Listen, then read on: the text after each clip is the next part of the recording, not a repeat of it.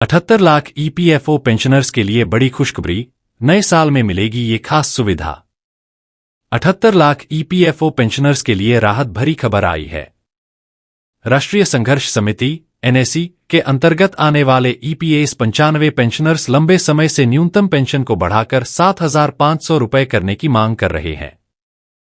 हाल ही में इस मुद्दे पर समिति के प्रतिनिधियों ने वित्त मंत्री निर्मला सीतारमण से मुलाकात भी की। ईपीएफओ न्यू ईयर गिफ्ट, करोड़ों कर्मचारियों के लिए बढ़ेगी बेसिक सैलरी लिमिट, सैलरी होगी 21,000 रुपये। संगठित क्षेत्र में काम करने वाले कर्मचारियों के लिए बड़ी खुशखबरी। सरकार जल्द ही EPFO employees provident fund organisation के तहत बेसिक सैलरी की लिमिट बढ़ाने की योजना बना रही है। यह कदम देश के करोड़ों कर्मचारियों के लिए नए साल से पहले एक बड़ा तोहफा साबित हो सकता है। अगर यह प्रस्ताव लागू होता है तो बेसिक सैलरी की मौजूदा सीमा 15,000 रुपये से बढ़ाकर 21,000 रुपये कर दी जाएगी। क्या है सैलरी लिमिट बढ़ाने का प्रस्ताव?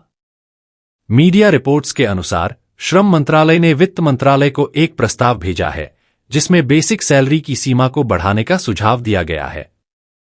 मौजूदा सैलरी लिमिट 15,000 रुपये, जो 1 सितंबर 2014 से लागू है।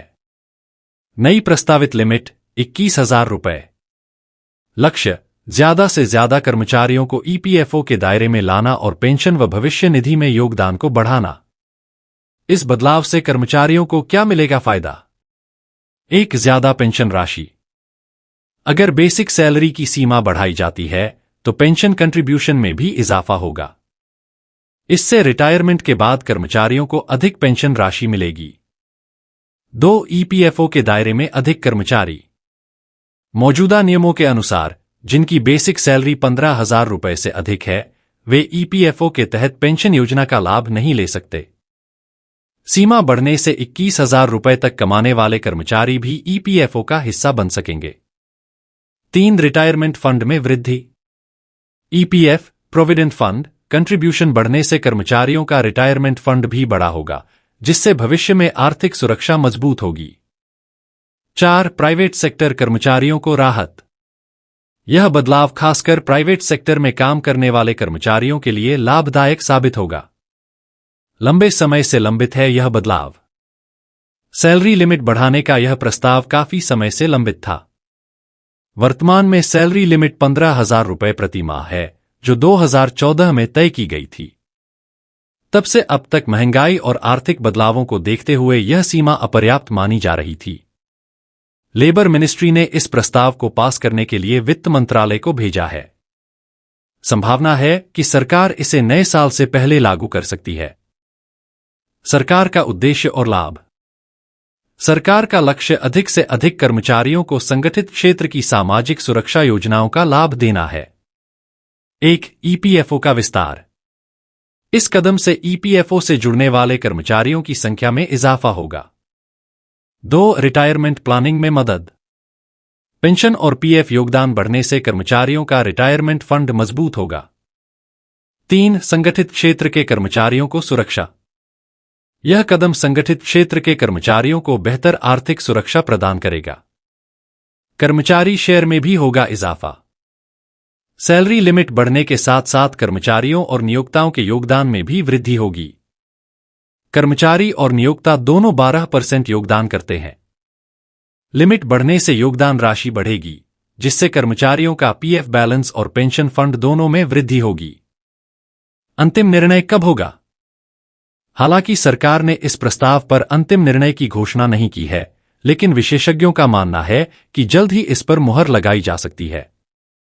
निष्कर्ष, ईपीएफओ के तहत बेसिक सैलरी लिमिट को बढ़ाने का यह प्रस्ताव संगठित क्षेत्र में काम करने वाले कर्मचारियों के लिए आर्थिक सुरक्षा और बेहतर रिटायरमेंट प्लानिंग की दिशा में एक बड़ा कदम है। सरकार का यह फैसला लाखों कर्मचारियों की जिंदगी में सकारात्मक बदलाव ला सकता है। अब सभी की निगाहें सरकार की आधिकारिक घोषणा पर टिकी हैं। हालांकि न्यूनतम पेंशन बढ़ाने का फैसला अभी नहीं हुआ है, लेकिन सरकार ने पेंशनर्स को एक बड़ी सुविधा का तोहफा दिया है। अब देश भर में कहीं भी ले सकेंगे पेंशन। श्रम मंत्री मनसुख मंडाविया ने घोषणा की है कि कर्मचारी भविष्य निधि संगठन ईपीएफओ के तहत आने वाले पेंशनर्स जनवरी से किसी भी बैंक की किसी भी शाखा से अपनी पेंशन प्राप्त कर सकेंगे। यह सुविधा केंद्रीय पेंशन भुगतान प्रणाली (सीपीपीएस) के माध्यम से लागू की जाएगी। सीपीपीएस पेंशन वितरण की नई प्रणाली। श्रम मंत्रालय ने बयान जारी करते हुए कहा कि केंद्रीय पेंशन भुगतान प्रणाली सेंट्रलाइज्ड पेंशन पेमेंट सिस्टम को मंजूरी दे दी गई है। इसके तहत पेंशनर्स को देश भर में किसी भी बैंक या शाखा से पेंशन प्राप्त करने की सुविधा होगी। ईपीएफओ की इस नई प्रणाली का लाभ 78 लाख से अधिक ईपीएस 95 पेंशनर्स को मिलेगा।